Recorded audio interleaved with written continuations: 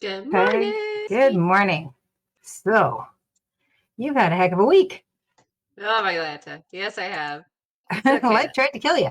I pretty sure I had salmonella No poisoning for the doubt. first time in my life. That was fun. Well, that's rude. Nobody likes that. It was rude. Yeah. But it's okay. Good morning and welcome.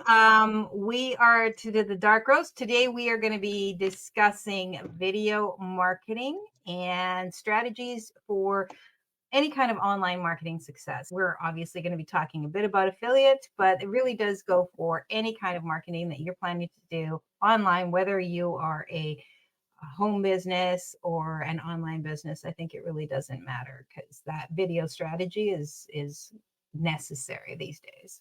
Oh, for sure. Yeah. Especially with like YouTube ads, even Facebook ads to some extent, video ads just do way better.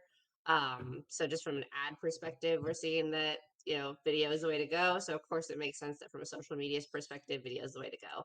Right. Back in 2022, I think Reels were the highest viewed post available on Instagram. It Mm-hmm. did drop a little bit last year, and it's not projected to be high this year. But TikTok, that's TikTok Shop, all rose from video, so super lucrative. Yeah, it'd be interesting to see how that goes for people. I feel bad for people who made TikTok their main and only platform because, Yeah, they're stressing a lot right now. That's the same as people who made AI their main platform too, though, right? You see a lot of the websites. I see it all over, in especially actually on Twitter or whatever it's called now, X. A lot of people who had niche sites getting wiped away. So yeah, really strongly suggesting do not have a single solitary platform for your stuff ever. yes. Multiple income streams are so important in general, but especially in the online space. Yeah. So, you want to kick it off, my dear? Yes, let's do it. So, first thing when it comes to video marketing is, of course, understand your audience, right? It's all well and good to make videos that you enjoy or your family and friends enjoy. But if you're trying to build a business and you're not actually making those videos for your audience, you're probably not going to go too far. Absolutely. And like we've said previously, your audience isn't everyone, right? It's who's in your niche, whatever your niche is. So, whether it's stay at home moms or it's truck driving dads or it's the golfer in your life, whatever, you have to really know who they are. And so that's going to require some work from you. So, but once you know your audience, make sure that your video content is for them. You Yeah. can have fun while you do it, but Oh, the yeah. next thing we have on our list is keyword research because it's becoming more and more important. And you can do that actually really easily. There's a few different ways to do that. Answerthepublic.com is a great one because basically you're just going to go there and put in whatever your niche is or whoever you want to reach is, and it'll give you a list of questions that people have, and you can utilize that to create your videos, to make them very specific, and also see what kind of keywords that people are researching and looking for. There's some other ones like Ahref and places like that as well that will help you look. That goes hand in hand with your SEO, right? Keywords and SEO are kind of the same. And, Yeah. it doesn't mean you can't use hashtags, but utilizing the keywords in the description and your SEO and whatnot is going to drive it even further just because so often people use hashtags that the algorithm doesn't actually understand as part of whatever your content is. And if it looks like you're just using hashtags to use hashtags, it won't get pushed, at least with Instagram. So it's super important that you're putting the SEO and the keyword work into it. And that's both included in your titles as well as your captions. You know, and then also it doesn't hurt to, like, if you're adding text, especially if you're adding it on a platform, like you're not using CapCut and putting your captions, like your video text on in like CapCut and then repurposing it that way, but you're actually adding it on in your platform. Again, put your keywords in there. Make sure that they're in there because that platform's algorithm is going to read that. Whereas in Yeah, CapCut, it might not necessarily read it. exactly. And then engaging and share worthy content, right? You don't want to just make videos that people are like, huh, and then scroll on, right? You want to have something in there that makes them comment or makes it share worthy. The Instagram CEO has said many times, share worthy content that gets shared a lot is what's going to get seen first and foremost, because by people sharing it, you're keeping them on the platform, which is what every platform wants. So Yeah. it needs to be engaging. It needs to pull the audience in. It needs to give them a reason to comment, subscribe, whatever it is that you want, and then make it shareable. Share with somebody who needs this. Comment, tag somebody who needs it, whatever it might be, so that it actually brings the engagement in. And that's hand in hand with your call to action, right? Because Mhm. making it shareable, sometimes you have to tell people like to be given a direction because they might love what you do, but not necessarily think, oh yeah, I should share this or drop a comment or I have a thought, but I'm not going to share it. Like, you put something out and you say, well, what do you think? Oh yeah, well, I have a thought. Drop it in the comments, share it with a friend, those kinds of things. And it can be difficult to figure out exactly what that's going to look like to get people because, again, how you do your videos and who your customer is, who your target audience is, each one is going to have a different reason for why they share stuff and also why they are willing to comment on stuff. People are lurkers. I lurk. Yeah, I absolutely lurk. If I like something, just regular scrolling, I'll drop a like or whatever. But or if I really want to keep that information, I'll save it. I don't yeah, comment a whole lot. I'm trying to do better at that just simply because it's same. important for my engagement, for their engagement, and Yeah, everything else. But I am a lurker and I will lurk on somebody's stuff for a while first before I actually drop a comment. So you have to really engage them in as many ways as you can. Poll is an easy way for lurkers because they don't have to actually out themselves, yeah. you know. Consistency. This one is what I think a lot of people struggle with. And this is where scheduling out your content comes in handy. Now, I will say when it comes to Instagram Reels, don't schedule out more than a week. I've done that before, and the first week schedule went through no problem. The second week scheduled videos disappeared. They never posted, they weren't in drafts, they were just gone. Wow. So, yeah, so be careful scheduling out more than a week with Instagram, but Facebook, YouTube especially, you can schedule out a ton of content on YouTube.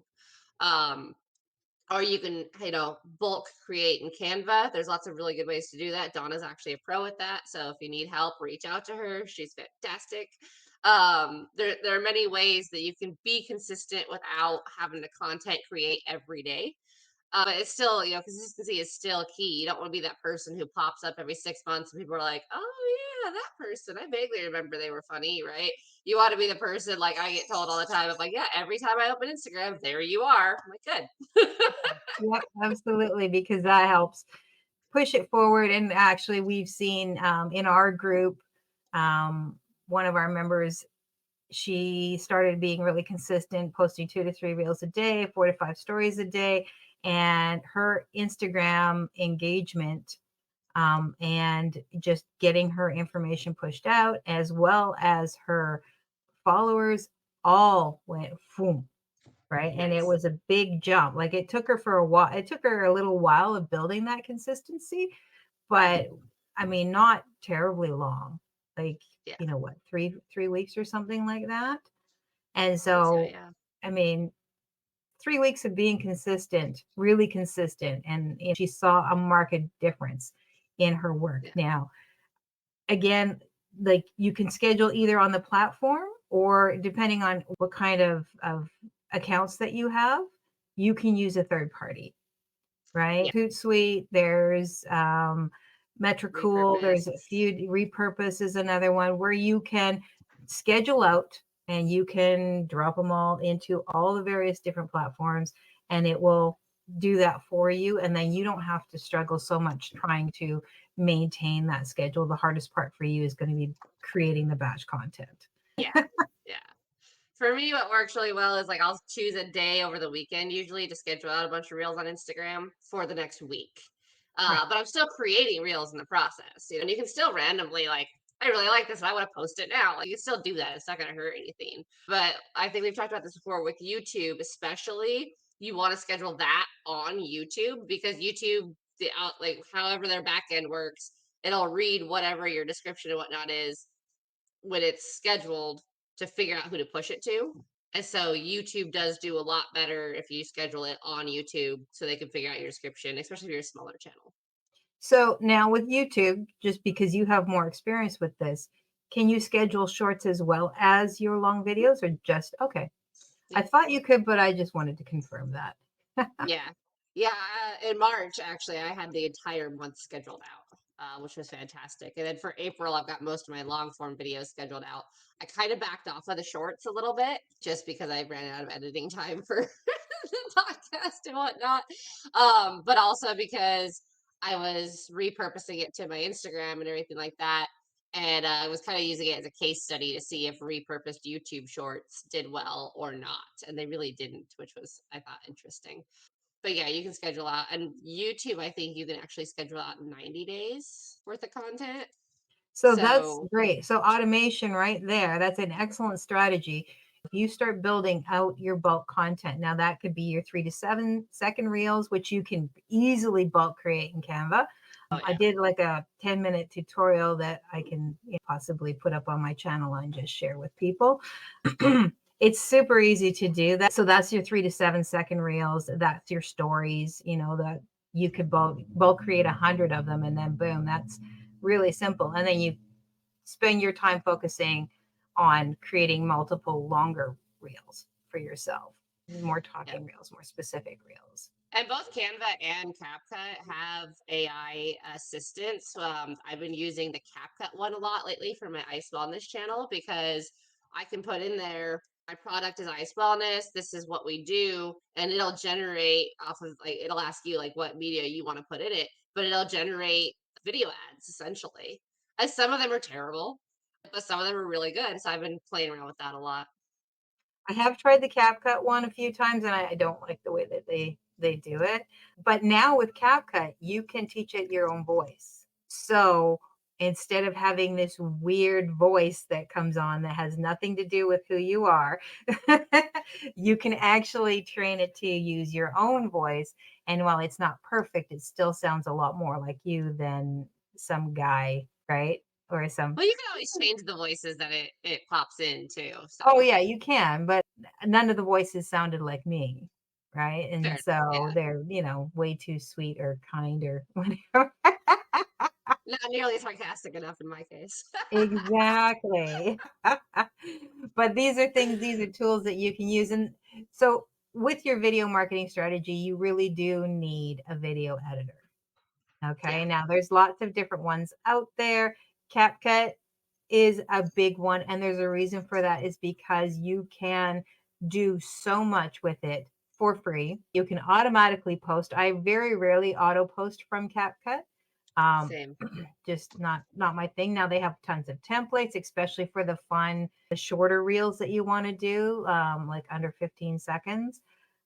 If you want to do a longer reel, if you're more about the education or you're trying to do a tutorial or a how to or, a storytelling post, video, you can just edit it down. The pro version actually has an option to cut out the words like, like, Like,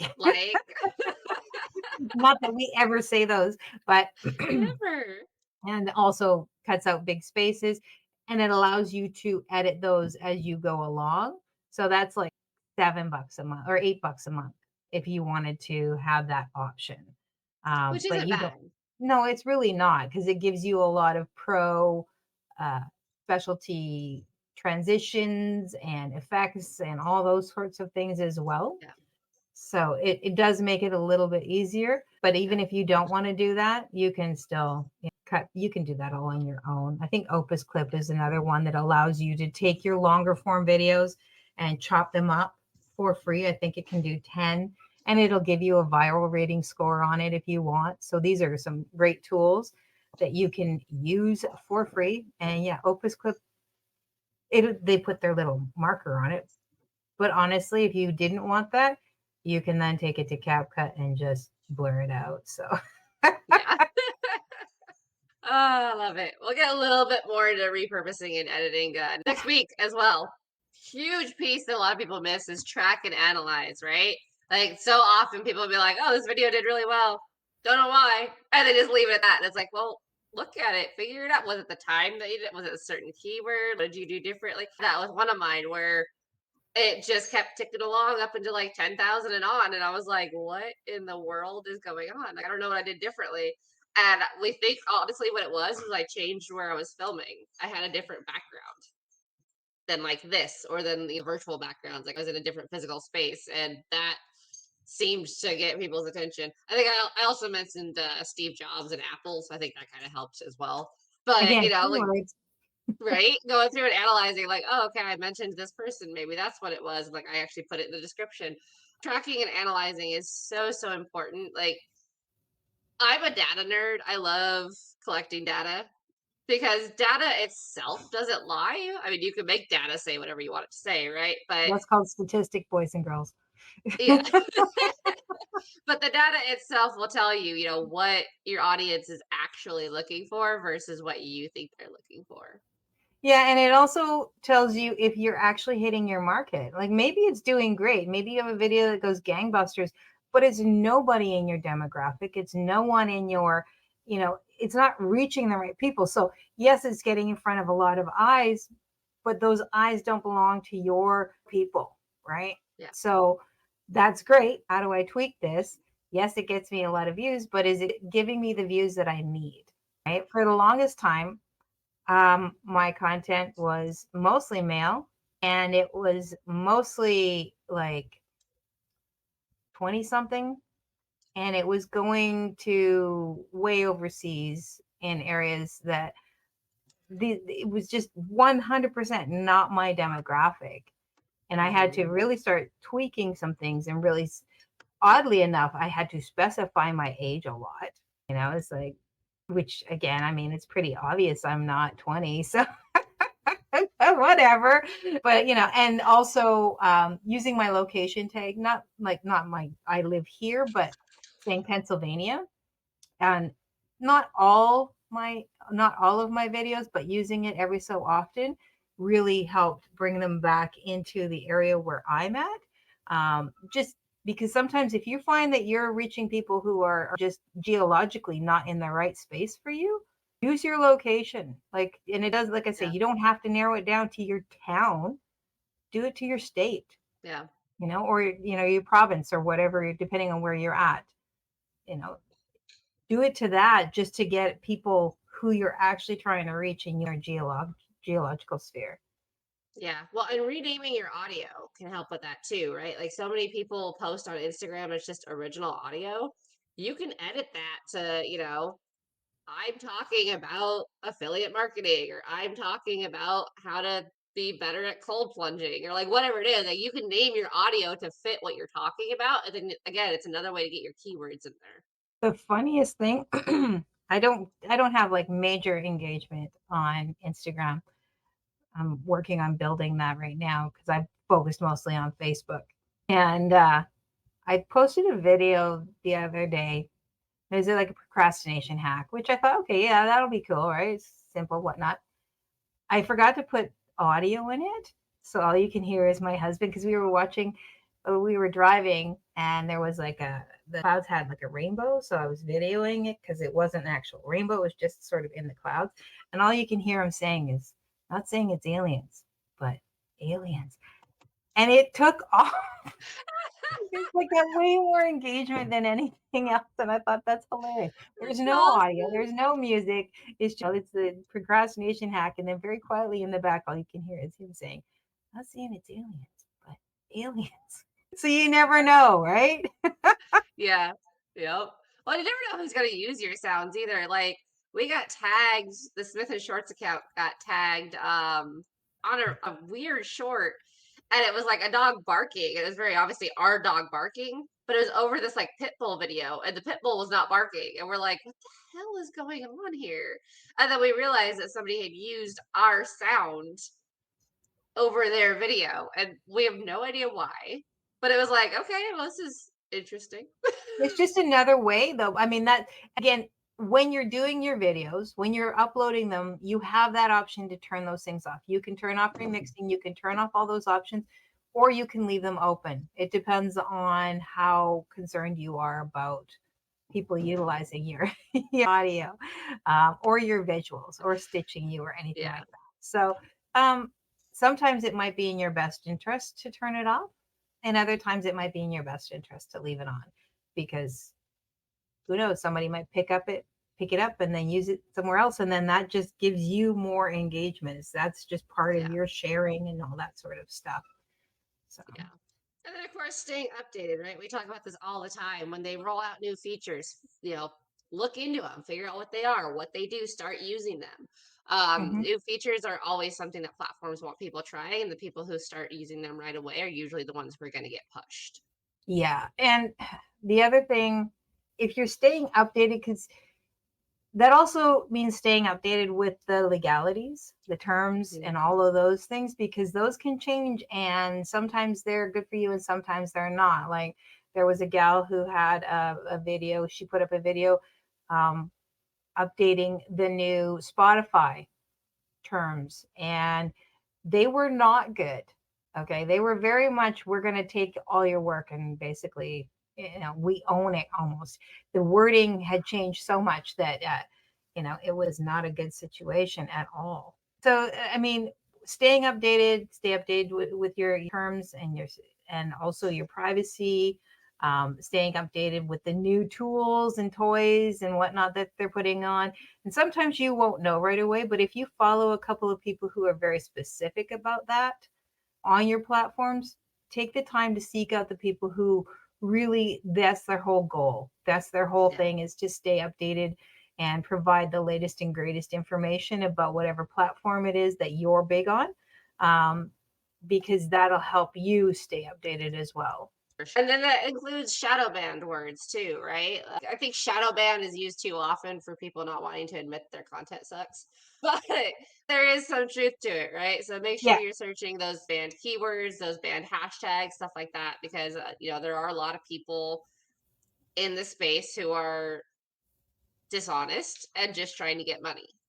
Hmm. So, unfortunately, they might use some of the same hashtags that you use because they're targeting the same niche. So just make sure that you're checking that list.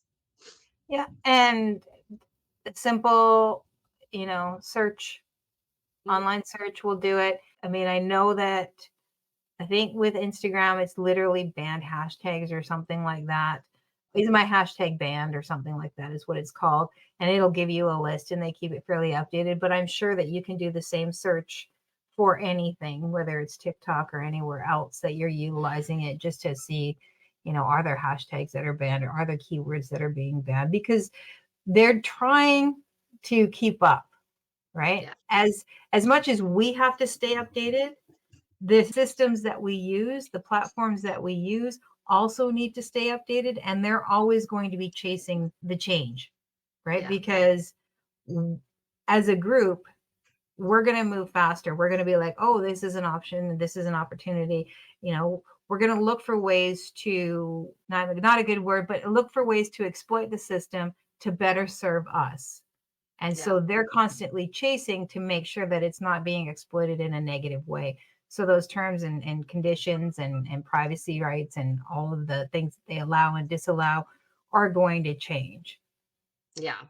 And then, of course, promotion and distribution, right? So we talked about it earlier. You don't want to have one platform that you're posting on. You want all roads leading back to you somehow, right? So if you're posting on YouTube, it should point back to your blog. If you're blogging, your blog should point back to your Instagrams. If we have a if you go live on Facebook, your Instagram video should direct people to your Facebook. Yeah. All those kind of things, right? So make sure that all roads lead back to you and your core message, and you can use one to help grow the other. Yeah. And again, as we mentioned earlier, do not put all your eggs in one basket, because with the ability to share your videos in different areas, that's going to help you. If one gets shut down, you're not going to lose everything. And I've seen people on Etsy lose everything. I've seen people on TikTok lose everything. It happens all the time. You get banned, and oftentimes there's no recourse. So make sure that you are utilizing all the various different options out there for you. And with video, you can put it in a blog, you can put it on YouTube, you can put it on your website. It's not just limited to the standard social media platforms that we're used to, You can right? put it in And emails. yep, absolutely. Because I mean, they can have the option to watch or not watch, right? So it's not going to automatically play. You can have a link to the video in your email marketing. You might not be embedding it unless it's very short, Yeah. right? Because, And if it's a YouTube video, then it's just going to help your YouTube views. So, yep. And that's exactly right. And the same with your blogs. You can embed your YouTube video and it'd be like, don't want to read. Boom, here's your video, yep. right? And that can make Yep. it easier for people because some people are readers and some people are not. And so, the YouTube video just gives them that secondary option and that draws people more to your channel and so on and so forth.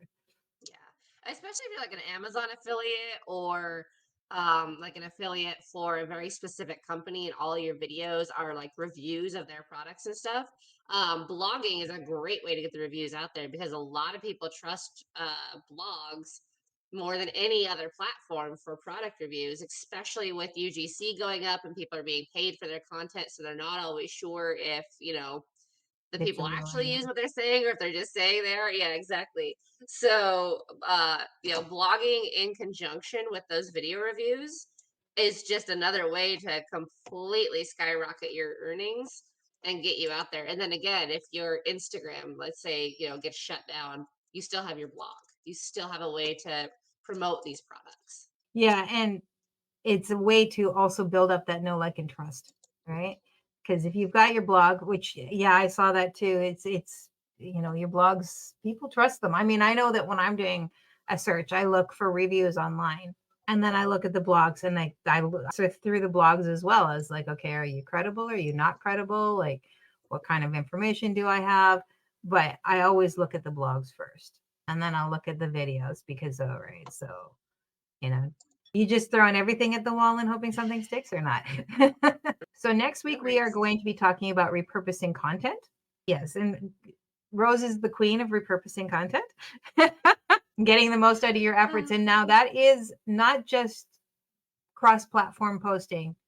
There's a lot more to repurposing your content. So I'm excited to get Yeah. into that. And I Same. think it'll be super helpful for people. And I think that's really it for today. Video Yeah. marketing is number one now, right? It's whether you're doing ads or you are trying to just connect with your audience, whether you're trying to build your audience, trying to sell it, so on and so forth, educate. Video is the way that we're going because we like to see who we're talking to, Yeah. you know? And So often we don't want to read. That's just a sad reality. A lot of people don't want to read. well, that's So, true too. Thank you so much for joining us today. And if you have any questions at all, as always, please drop them in the comments. If you're watching this on replay, please drop a hashtag replay. If you have anything that you would like us to talk about, as always, we are open to your suggestions. So please let us know. And last week's is now up on YouTube. So you can pop by there if you missed it. And yeah, last week was smart goals. So yes, last week that's was another smart good goals. one. So if you missed it, you should totally stop by and check it out. Anyway, I Yes, think that's it for us for today, my dear. I think so too. All right. So happy Friday, people. Yes. Bye.